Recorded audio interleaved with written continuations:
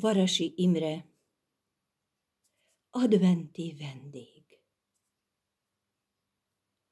Havas, hideg estén, úgy 10 óra tájban, csöndben elmélkedve ültem kis szobámban. Ablakom redőnyét halk kopogás verte. Uramisten, ki az? Ki járhat most erre?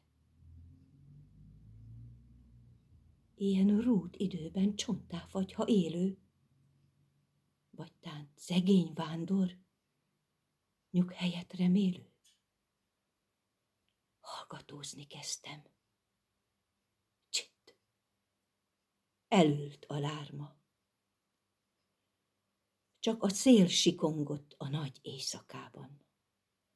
Csak a lámpa égett, sercegve, nótázva.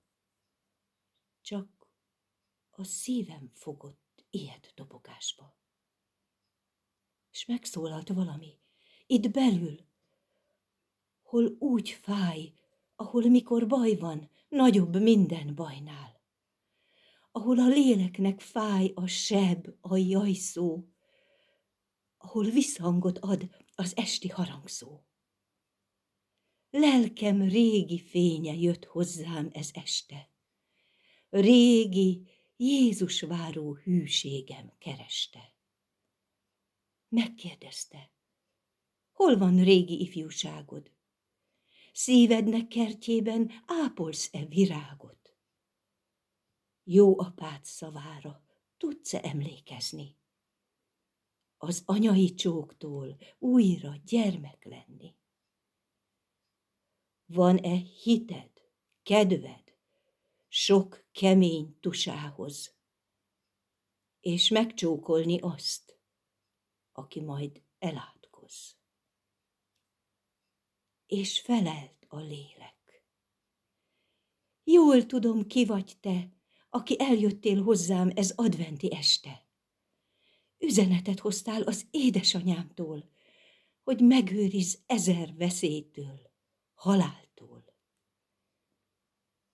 Te a nagy vendég vagy, az örök, szent Isten. Megújulást hozva Krisztust váró hitben. Aki prófétáknak lángostorod adtad, s Betlehem éjjelén fényét csillagodnak, nekem ma elhoztad lelkem régi fényét, bőbájos ifjúság sok tündérmeséjét. Áldott légy, ó Krisztus!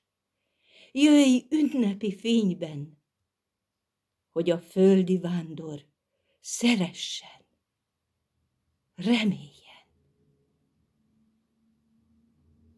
Havas, hideg estén, úgy 10 óra tájban, hideg szél sikoltott a nagy éjszakában. De szívem táján csodás, szent tűz lángolt. Fényében láttam a betlehemi jászolt.